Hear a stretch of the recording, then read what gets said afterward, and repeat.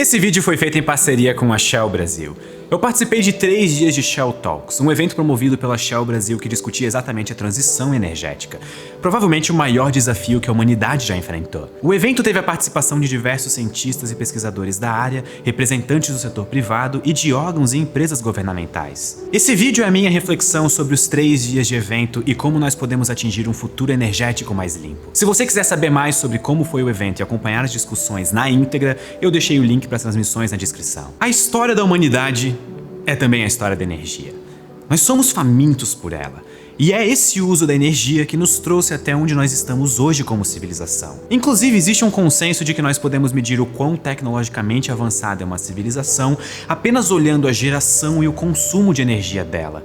E isso teoricamente funciona para qualquer civilização do universo, e não só a humanidade. Essa é a chamada escala de Kardashev, e ela categoriza toda civilização como um de 3 tipos possíveis. As civilizações de tipo 1 são as que conseguem aproveitar toda a energia disponível no seu planeta. E isso inclui desde energia solar até hidrelétricas, combustíveis fósseis e energia nuclear. Já as civilizações do tipo 2 são as que conseguem aproveitar toda a energia do seu sistema solar. É o primeiro passo para uma civilização se tornar multiplanetária. E uma civilização do tipo 3 é a mais avançada possível do universo, conseguindo aproveitar toda a energia disponível na sua galáxia inteira. Mas isso levanta uma pergunta. Por que exatamente a energia é o melhor indicador de avanço tecnológico de uma civilização? Nós não poderíamos usar outra coisa, tipo o fato de essa civilização ter ou não ter naves espaciais que viajam em velocidades próximas à da luz? Eu vou responder essa pergunta contando um pouco mais sobre a nossa história com a energia. Quando os primeiros seres humanos como nós surgiram há cerca de 300 mil anos,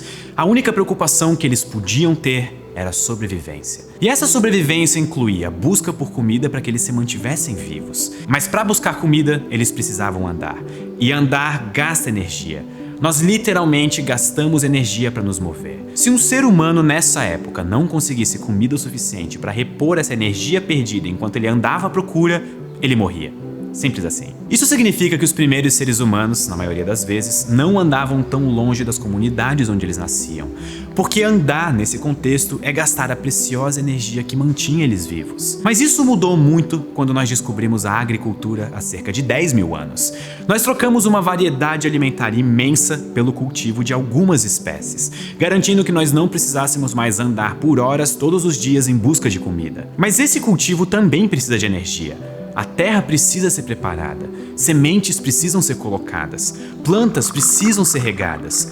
E no começo tudo isso era feito com a energia do corpo humano, queimando calorias para no futuro colher plantas e repor essas calorias. Só que com todo respeito aos seres humanos, usar a nossa energia é ineficiente. E não demorou muito até nós conseguirmos domesticar animais para fazer esse tipo de trabalho por nós.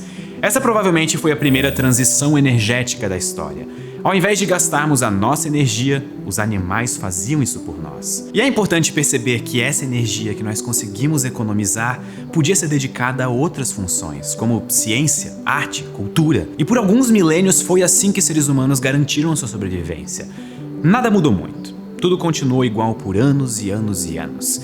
Mas a relação que os seres humanos tinham com a energia mudaria para sempre em 1765. Foi nesse ano que um cientista inglês chamado James Watt conseguiu melhorar o design de outras máquinas que haviam sido inventadas décadas antes. Ele construiu a primeira versão eficiente do que hoje nós conhecemos como máquinas a vapor. Essa foi a primeira grande revolução na história do nosso uso de energia desde que os seres humanos começaram a usar animais para realizar trabalho. Usando um combustível como o carvão e as propriedades dos gases, nós conseguimos entrar na chamada Revolução Industrial. Essa foi a transição energética do vapor e provavelmente foi uma das mais importantes da história. Agora uma máquina podia realizar o mesmo trabalho que dezenas de animais fariam. Inclusive é aqui que começou a fazer sentido utilizar a unidade cavalo de potência, que nós usamos até hoje, principalmente em motores. Isso nos permitiu conectar mais partes do mundo com maior eficiência usando trens, construir mais cidades usando máquinas na metalurgia, cultivar grandes fazendas usando tratores e, por fim,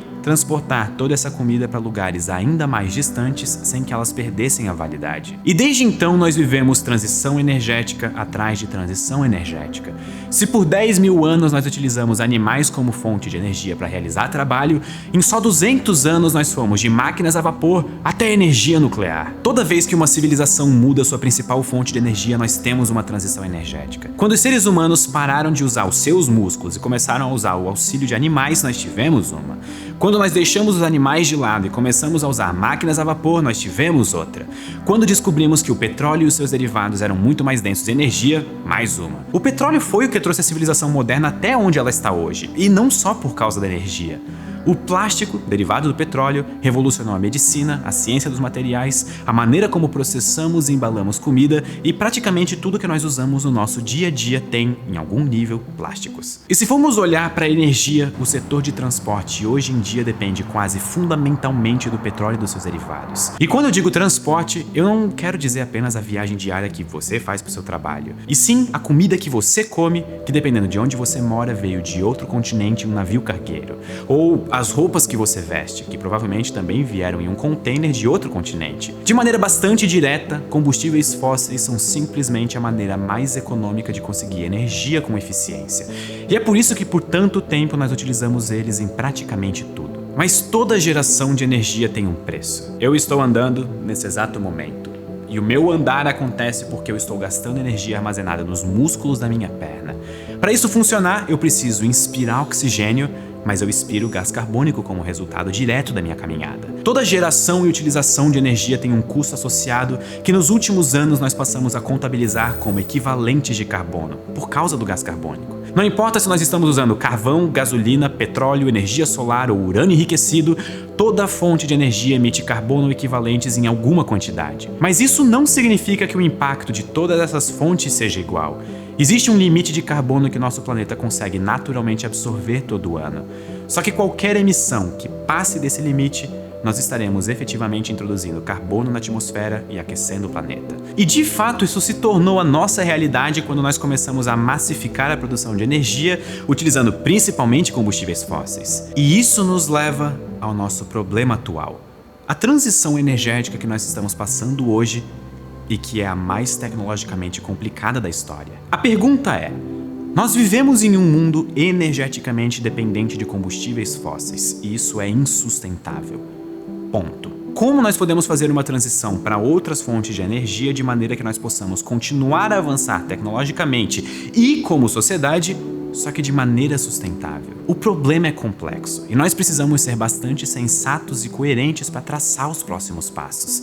E antes mesmo de começar a discutir as possíveis soluções, eu preciso deixar uma coisa bastante clara. Todo país vai ter problemas e soluções diferentes, principalmente porque as fontes de energia mudam muito de país para país. O Brasil, por exemplo, gera cerca de 48% da sua energia elétrica usando fontes renováveis de energia, o que é muito acima da média mundial. Mas isso só acontece porque aqui nós temos a disponibilidade de recursos hídricos para fazer hidrelétricas, bastante potencial eólico e, é claro, energia solar. Mas essas opções não necessariamente estão disponíveis para a França, por exemplo, que precisa gerar 71% da sua energia elétrica usando usinas nucleares, e que, embora sejam limpas, ainda causam bastante conflito na sociedade. Eu escolhi dar esse exemplo para mostrar que não existe uma solução única para descarbonizar a geração de energia mundial. Cada nação vai enfrentar o problema do seu jeito e provavelmente vai utilizar uma mistura de algumas das soluções existentes. E isso nos leva a uma das soluções, e provavelmente a mais urgente: eletrificar tudo o que for possível. E esse é um dos primeiros pontos de confusão. No contexto desse vídeo, nós podemos dividir energia entre elétrica e outros tipos. A energia elétrica é quando nós usamos o movimento de elétrons em um fio para impulsionar um motor e realizar trabalho. Os outros tipos são, por exemplo, a queima de gasolina para impulsionar um carro. A energia elétrica é especial porque nós podemos ter muito mais controle sobre como nós estamos gerando essa energia e escolher fontes bastante eficientes para nos ajudar, como, por exemplo, usinas nucleares. E isso tem aplicações diretas e imediatas em setores que usam bastante energia, como por exemplo o transporte, que é responsável por 25% do total de energia usado pela humanidade anualmente. Só que desses 25%, somente 1,7% dessa energia é elétrica.